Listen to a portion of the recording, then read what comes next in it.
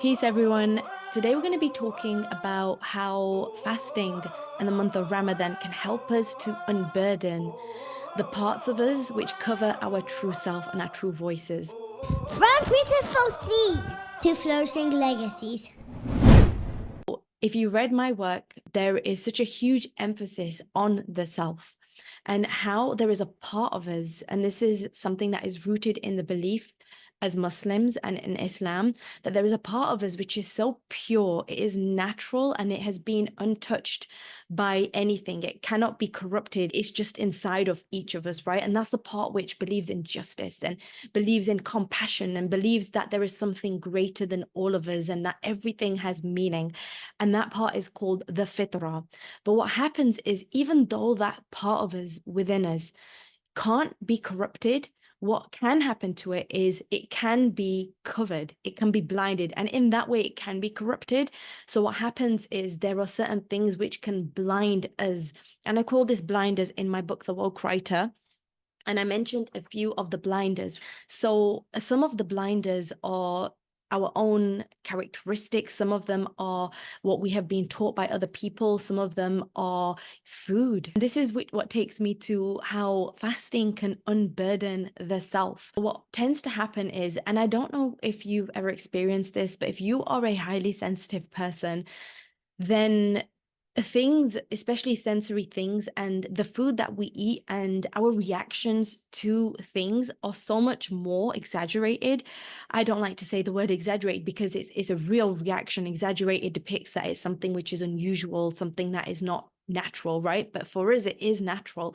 And we are more affected by certain foods and things that we eat. What happens is when you're fasting, what we are doing is we are putting our bodies in a state of being away from certain influences, because as Muslims, when we fast, we are not just fasting from food, we are fasting from negativity, we are fasting from talking bad about other people, we are fasting from lying, we are fasting from using certain language.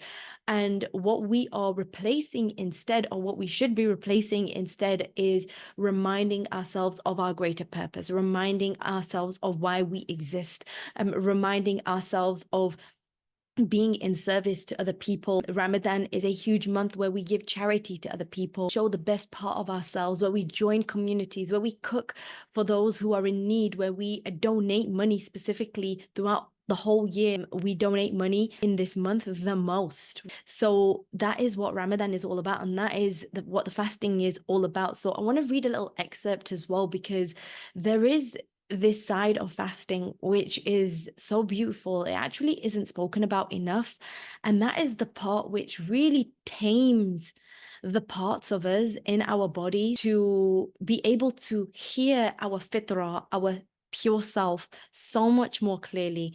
And this is what happens. So here is the reading. This is from my book, The Woke Writer, and it is where I talk a little bit about the mean voice in our heads. So when I speak about the mean voice, I don't mean the ones that are overwhelming. In that case, I would advise you to speak to a mental health professional. In the general case of a mean voice, some of the things that we hear ourselves think about, they can be very scary. They can make us feel like we are bad people. But there is a wisdom in that our Creator does not hold us accountable for our thoughts. However, if we allow our negative thoughts to control us, then they will overcome our actions, subconsciously or consciously. I talk a little bit about in the book how there's protective parts of us and how some of these parts can come as the inner critic just because they are trying to keep us safe, and how the voices that can be inside of our heads aren't always from negative forces that are from outside of us. It could be also from inside of us.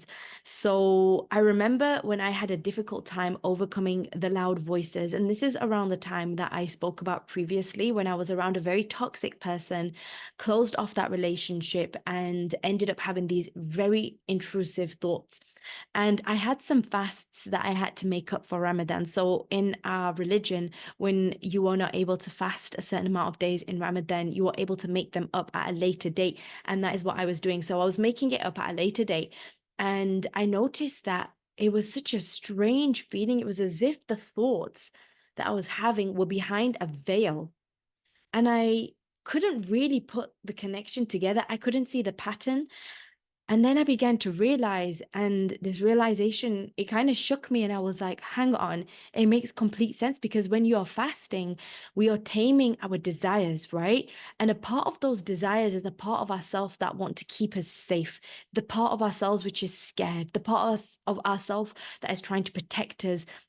And that is really where those voices come from when we are thinking negatively about other people or ourselves, because we are trying to keep ourselves safe. And deep down, it's not the truest part of ourselves, right? These voices aren't the truest part of ourselves. And what fasting was doing was it was taming these negative part of ourselves, this negative part of me, should I say, which was not really me, but it gave me enough space to be able to think and to listen to my fitrah, to my natural state, to my pure state, right? And it was so much louder when I was able to fast and I was able to put those thoughts aside. And I'm going to finish off doing a little bit of reading here, but I would never have imagined that something such as fasting would help me with this. But as I thought about it, it made sense. Fasting helps us to gain self control, and in doing so, it trains the soul and the mind, giving them a strength over the parts that can overcome us. And this helps us in both the thoughts from the self and the thoughts from negative influences from outside of us. So, yes, that is it in a nutshell. One thing that fasting can do for us, it can unravel the parts of us which are blinders from us hearing our true self. And it unburdens those parts and it helps us to hear that part of us so much more clearly. And we don't just, and that was just one day that I was doing of the fasting. In Ramadan, we are fasting for an elongated period of time. And that's what it does. It unburdens the self. So at the end of the day, after a long fast, the way that the narration from our Prophet, peace be upon him, was described is this: the prayer of the humble servant at the end of a long fast is more likely to be answered at that time than any other time. There are so many reasons for this, but one of the biggest ones is that the more in tune we are to ourselves, the more humble we become as well. And the more arrogant we are, and the more we are not even arrogant, but even just everything else, the negative thoughts, the fear, the anxiety, the shame, the grief, all of these things which are necessary emotions to keep us safe. But when they have been in a way which is hurting us, really, it's not helping us. It used to help us, but now it's hurting us. It can stop us from seeing our true self, and that is where the shame comes in, and that is where the covering of our true self comes in, and that's where the blinders come in. And that is why fasting is so amazing. So if you are not a Muslim and you're listening to this and you're thinking, wow, that's interesting, I would advise, and we actually did a social experiment as part of the nonprofit organization years ago. This is separate to what we're doing right now, but we did a social experiment where we asked non-Muslim women to fast, and their input and their insights were so interesting and so beautiful. Some of them wore hijabs, some of them wanted to have the full experience, and they noticed this huge change, right? So I would advise you just to try it. Try one day, try to fast. And if you're a Muslim woman, just reflect over how you are feeling, why you are feeling like this, and how different you feel from the beginning of the month of Ramadan towards the end of Ramadan. And I understand also that some of us are not able to fast for one reason or another. And the next video is going to be talking about that very thing. So have a beautiful, blessed day. I would love to hear from you in the comments below.